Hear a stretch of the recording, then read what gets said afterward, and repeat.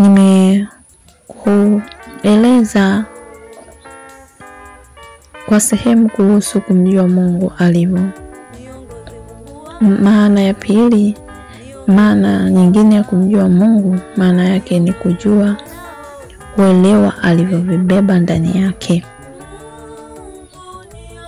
Je, ni watu wangapi tunajua vile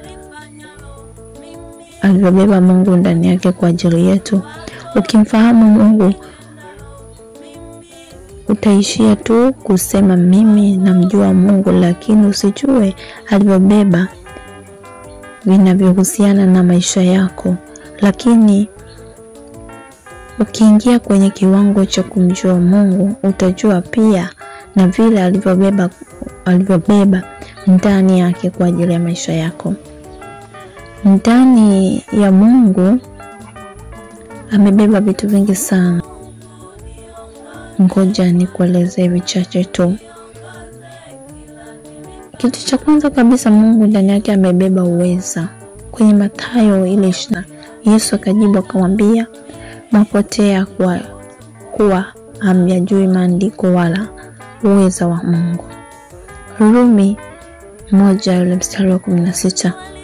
Kwa maana sionei haya Injili, kwa sababu ni uwezo wa Mungu uleta wokovu kwa kila aminiye, kwa Myahudi kwanza na kwa Myunani pia. Ndani ya Mungu kuna uweza, na huu uweza utajua utendaji kazi yake pale unapotaka kumfahamu Mungu.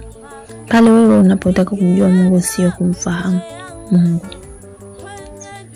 Kila mtu anayemjua Mungu, huwa Mungu anamfunulia siri na huu uweza kwake juu ya maisha yake.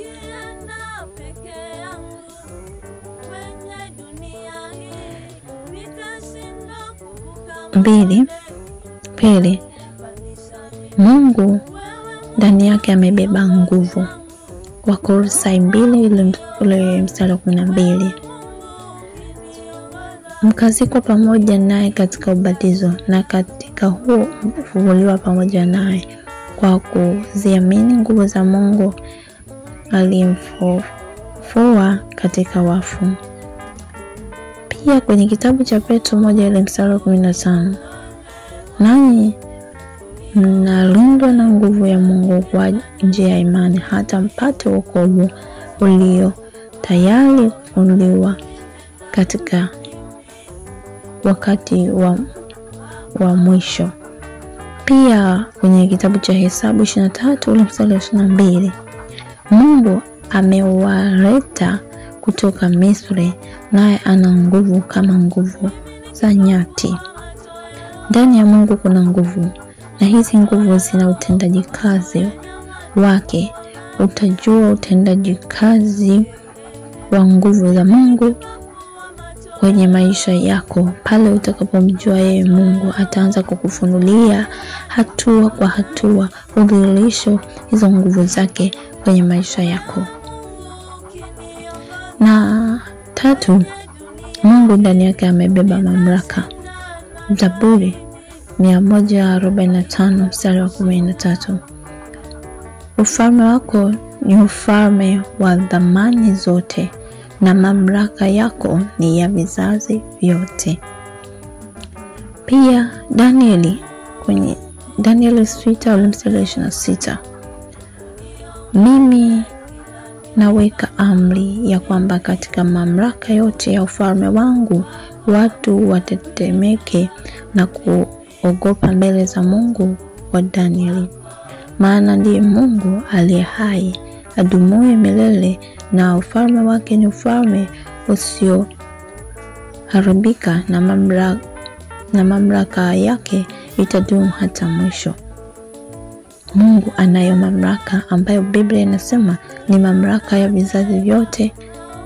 Maana yake haina mwisho, na kama tungekuwa tunamjua Mungu, tungejua pia utendaji wa kazi za mamlaka alizonazo kwenye maisha yetu. Tunabakia kusema na kulia kuonewa kila siku kwa sababu tunamfahamu Mungu ila hatumjui. Ni lazima sasa tutoke katika kumfahamu Mungu, tuingie katika viwango vya kumjua Mungu sana katika maisha yetu ili tuweze kumpendeza yeye zaidi.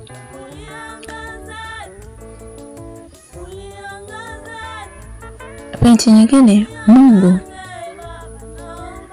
ndani yake amebeba utajiri. Kitabu cha Samueli wa kwanza ule sura ya 2 ule mstari wa 7.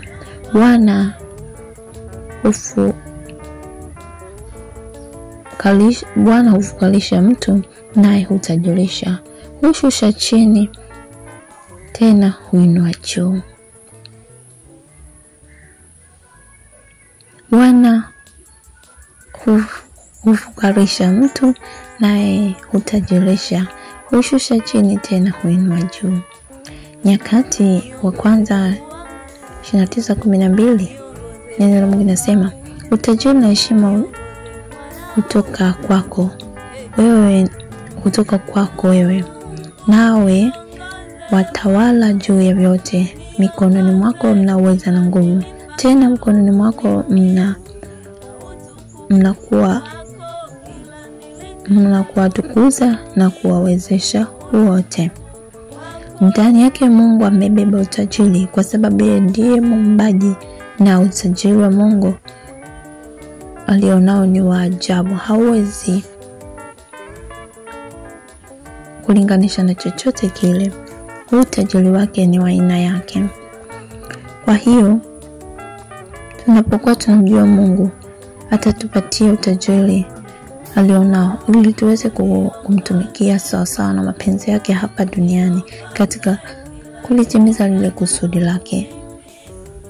Nimekuelezea kwa sehemu vile Mungu alivyobeba ndani yake. Maana nyingine ni hii: Mungu, maana kumjua Mungu.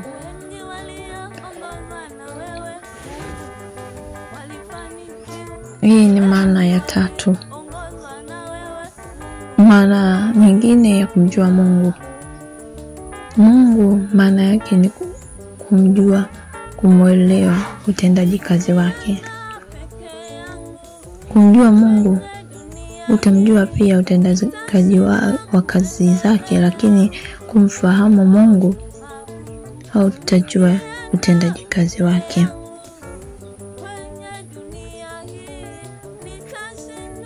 Kwa leo ni kuache hapa, kisha nitaendelea na hili